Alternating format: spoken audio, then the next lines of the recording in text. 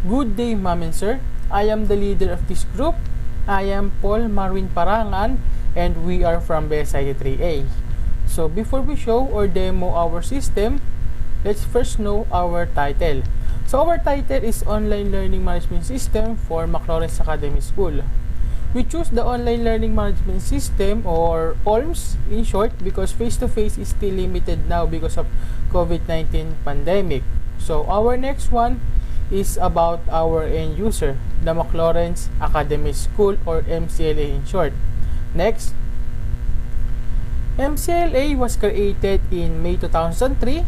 Next, and the founder of Maclaurin's Academy is Mrs. Edna F. Rentosa, and MCLA is located at 7945 San Sebastian Eusebio Avenue, Nagpayong 2, Pasig.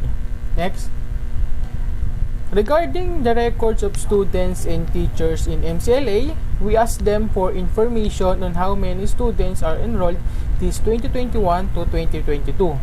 According to MCLA, 240 students enrolled in grade 6 to grade 10. And each section has 40 students and there are 10 teachers from grade 6 to grade 10. So question is, where is kindergarten to grade 5? MCLA said it uses a module. So what they made us do is from grade 6 to grade 10 only according to MCLA. So next page, please. So first, I am the developers of this system or this study. So, once again, my name is Marwin Parangan as your project developer, Bernardo Maninding Jr. as project designer, and Jiether Pastrana of project researcher. So, the next study is the introduction of study that discussed by our project researcher, Jiether Pastrana. Thank you, Mr. Marwin Parangan. Good day, ma'am and sir. My name is Jiether Pastrana and I am the project researcher for this study. I'm here to talk about the introduction of the study and the statement of the problem. For the introduction of the study, based to the Article Learning Management System or LMS is a web-based system that is used to organize, implement, and evaluate a particular learning process. It is used in e-learning practices and in its most common form. Consists of two elements, a server that performs basic functionality and a user interface that instructors, students, and administration operate. It states that web-based LMS design, implement, and evaluate learning. It is used in e-learning and has a server and user interface for instructors, students, and administrators. Next. The system aims to allow the Maclaurin's Academy School to deliver and manage courses. The system helps the school to assist in efficient distribution of class materials. They will have access to the lessons including objectives, activities, and materials, whether they are in class or learning remotely. The online learning system also helps the students to learn anytime and anywhere. Students can access classes anytime they choose rather than at specific times, allowing them to learn at their own speed and make the most of their education. Simply put that the Maclaurin's Academy School will use this system to offer and run classes. This method makes it easier for the school to give out class materials. The lessons, goals, activities, and resources can be accessed by students, whether they are in class or studying from home. Students can study anywhere and at any time with online learning system. Students can take classes at any time, which gives them the freedom to learn at their own pace and get the most of their education. Next, for our statement of the problem is, first one is how to develop a system that makes the teachers create their courses management for the students. Second is how to develop a system that enables Maclaurin's Academy students to sign up for their chosen course subject. Third is how to develop a system that allows Maclaurin's Academy students take learning management Easy, simple, fast, efficient, and accurate. Next. Fourth is how to develop a system that can be used by McLaurin's Academy to organize and deliver learning opportunities to students. Fifth one is how to develop a system that will allow the students to take their exam online. Six is how to develop a system that make McLaurin's Academy students can publish their assignments and activities. Next. Seventh is how to develop a system that generates McLaurin's Academy teachers to grade their students' activities. Lastly, how to develop a system that enables McLaurin's Academy system administrator to manage, to add and delete students and teachers. That's it. And the next reporter is Mr. Bernardo Maninding. Thank you, Mr. Jiether Pastrana. So, good day, panelists. So, I am Bernardo C. Maninding Jr., the project designer of this system. So, let's talk about the scope and the limitations of this study.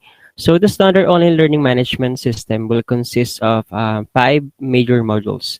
The first one is the user management module, or it is module that allow to register the students and the teachers details. So the next one is the course management module. So it is the resources and activities are part of the course management module. So it is the PDFs, the PowerPoint, the Excel, the Word documents are example of the resources. And the course administration module controls these resources. So the third one is the reporting module. So it implies with generates the reports and summarize each learner's course activity data and their progress towards course completion. So the fourth one is the roles management module. So it is a sophisticated OLMS will have roles and permission to customize the system for every user profile that comprises student, administrators, and instructors role. So the last one is the student module. The student module. So, a learners or students should have no trouble accessing the course after logging into the learning site. So, the idea suggests that the student should have no trouble accessing the course. They are expected to finish within allotted time. So let's talk about the limitation of the study. So the first one is the online learning management system for McLaurin's Academy School is only limited to grade 6 to grade 10 students. The second one is the quiz is limited to multiple choice and true or false questions, and the teachers cannot see the score of the students on their quizzes, but the students can monitor their scores on their quizzes.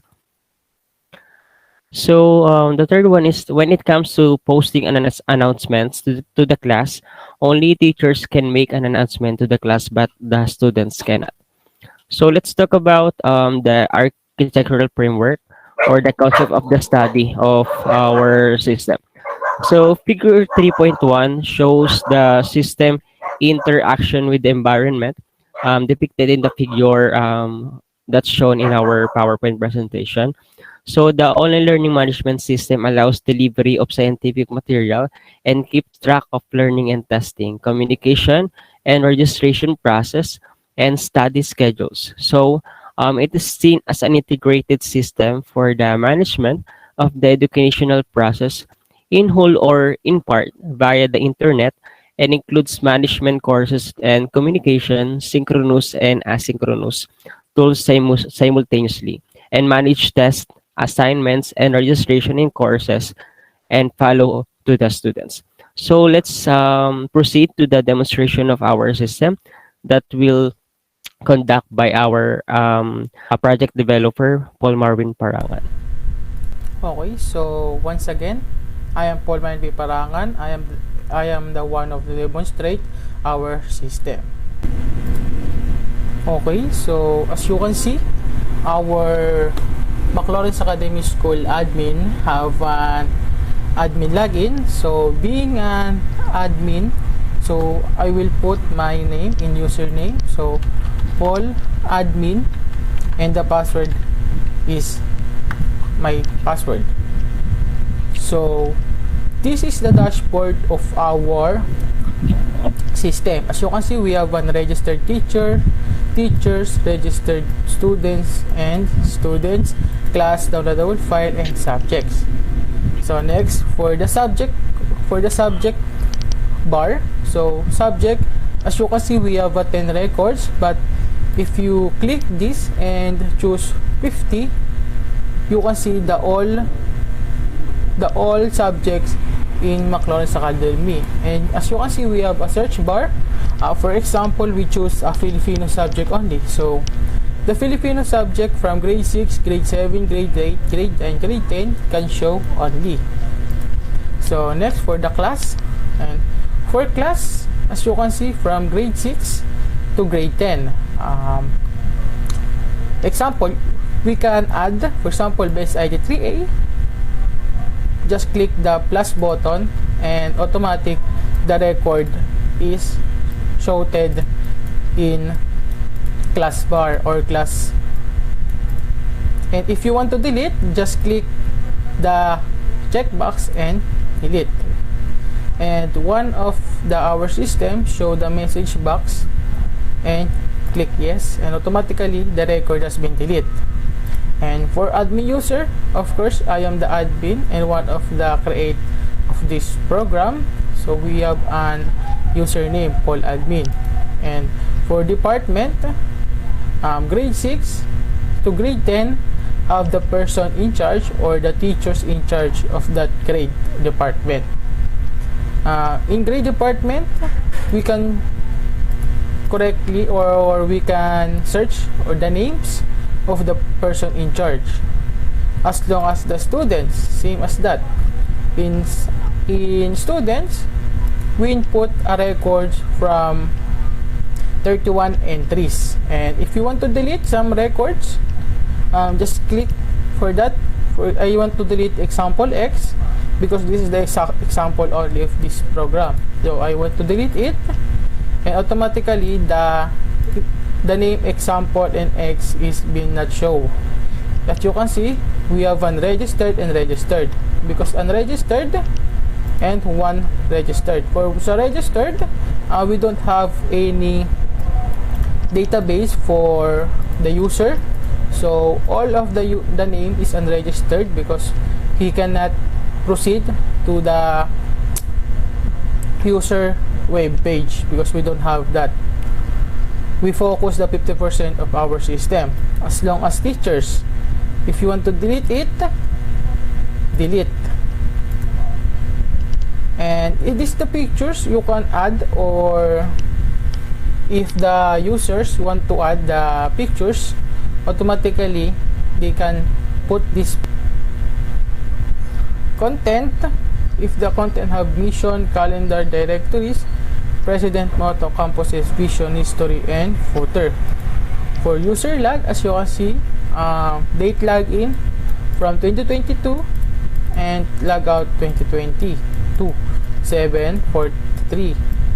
Then admin. So activity log, this is the activity of administrator who manage the admin page. As you can see, add user poll, add school year 2010, add school year 2015, as you can see that. And school year, the school years 2021-2022 that focuses the last school year of McLaurin's Academy. The calendar events, as you can see, if you want to, for example, 31, and date end is August 1, title is entrance. The calendar show the event of that day. So once again, this is the 50% of our system. I hope you like it, and thank you for listening. Okay, so once again, we are from BSID 3A, and I am the project developer of this system or study. So my name is Parangan, and my members are... My name is Bernardo C. Maninding Jr., the project designer of this system. And I am Jiether Pastrana as the project researcher of this system. So thank you, ma'am, and God bless. Bye-bye po. Bye guys.